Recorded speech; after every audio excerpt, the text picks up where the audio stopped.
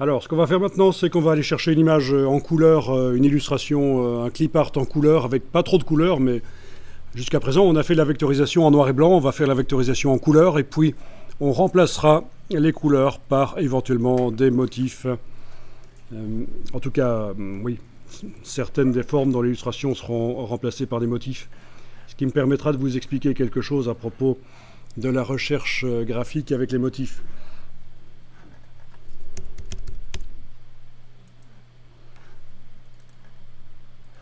Donc, dans Google Images, je vais chercher un animal. On peut vectoriser en couleur des photos, bien sûr, mais c'est un peu plus compliqué. Il faut qu'elles soient ouvertes en même temps dans Photoshop pour que ça marche vraiment bien. Et on n'aura pas le temps de voir ça, donc on va directement aller vers des dessins de type clip art. Je vais éventuellement indiquer que je veux des images du domaine public en tapant public domaine. J'ai oublié que j'ai intérêt à faire ça plutôt dans Chrome, puisqu'on avait installé l'extension dans Chrome. Donc je vais dans Chrome, ce sera mieux.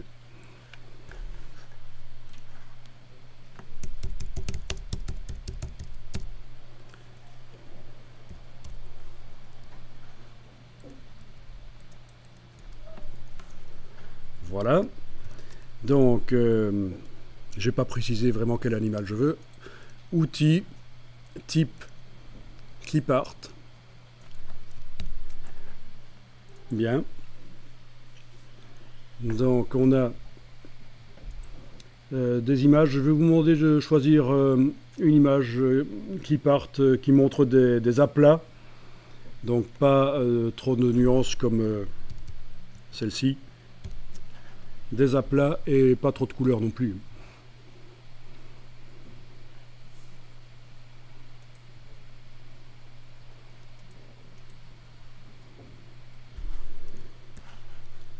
Ok, ben je vais essayer avec cette tortue par exemple.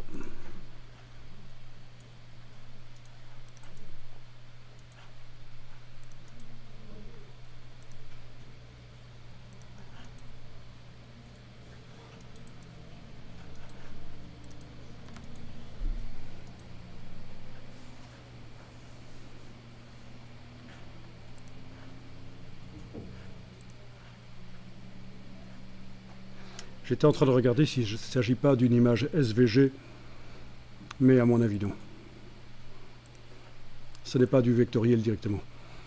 Donc allez chercher une image qui présente 3 couleurs au moins et vous allez pouvoir faire des tests avec des motifs dedans.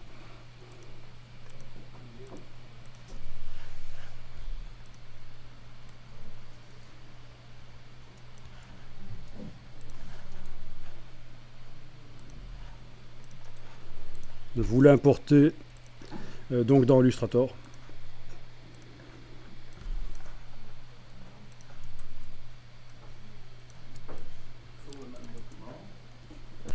Oui, je vous demande de l'importer dans le même document parce que sinon ça va compliquer les choses. Il faudrait à ce moment-là transférer les motifs dans le nouveau document. Donc autant le faire dans le document qui contient les motifs que vous avez créés.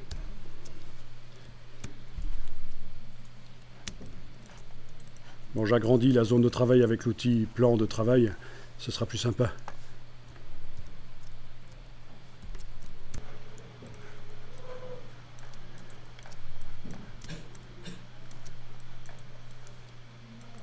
Eh bien, vous allez enclencher la vectorisation sur cette image. Donc clairement, c'est une image pixel. Si on zoome, on voit clairement les pixels.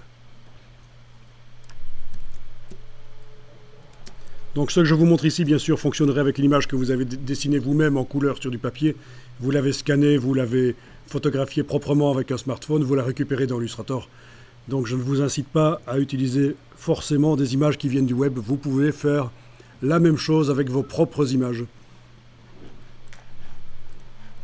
Donc vectorisation de l'image. L'image est sélectionnée, j'enclenche l'aperçu, la vectorisation est enclenchée. Avant que j'oublie de le faire, j'enclenche ignorer le blanc. Comme ça, le blanc autour de la tortue est transparent. Parfois, il y a des images qui contiennent du blanc. Et à ce moment-là, si vous... évidemment, sur les images qui contiennent du blanc, ça va transformer le blanc en transparent. C'est ennuyeux. Est-ce qu'on a des images qui contiennent du blanc ici? Oui, on a par exemple le flamand rose ici qui a des petites taches blanches. Donc pour que dans Illustrator, quand on vectorise une image qui a du blanc, ça ne transforme pas le blanc en transparent. Par exemple sur cette vache immonde, tout ce qui est blanc, je ne veux pas le transformer en transparent. Il faudrait que dans Photoshop, avant de vectoriser dans Illustrator, dans Photoshop, je transforme les blancs en gris clair. À ce moment-là, l'option ignorer le blanc ne fonctionnerait pas sur le gris clair. Donc du gris très clair, presque blanc, dans Photoshop, sur l'image, et ça va préparer l'image dans ce cas-là. Mais bon, dans le cas de ma tortue, ici, il n'y a pas de problème. Elle n'a pas de blanc sur elle, je pense. Donc on passe évidemment en vectorisation couleur. Voilà. Quand on zoome, on va remarquer que c'est vectoriel maintenant. C'est net.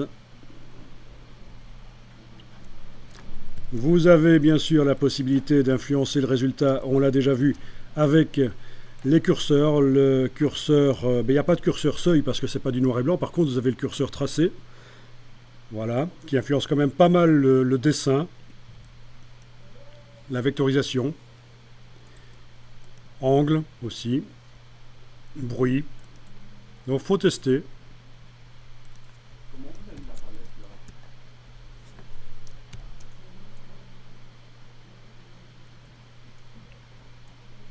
Voilà. Vous êtes en palette couleur réduite, c'est très bien. Normalement, ça ne va pas faire trop de couleurs. Ça ne va pas générer trop de couleurs différentes quand on va décomposer la vectorisation. Bon, on va sauvegarder le document.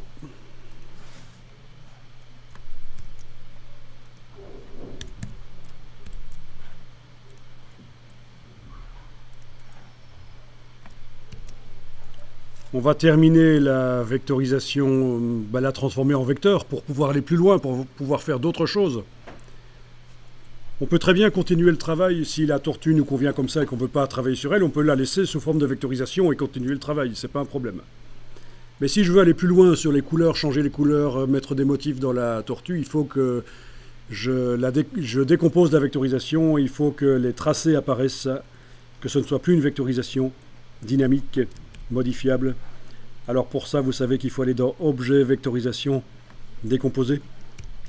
Objet, Vectorisation, Décomposer. Et voilà, on voit les tracés qui apparaissent.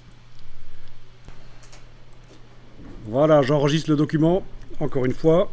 Comme ça, je suis sûr que dans ma version 0.2, la vectorisation s'y trouve, et dans la version 3, c'est la vectorisation qui a été décomposée. On ne sait jamais que je doive retourner sur la vectorisation, aller modifier les curseurs pour ces curseurs-là. Ou pour une raison, je ne sais pas.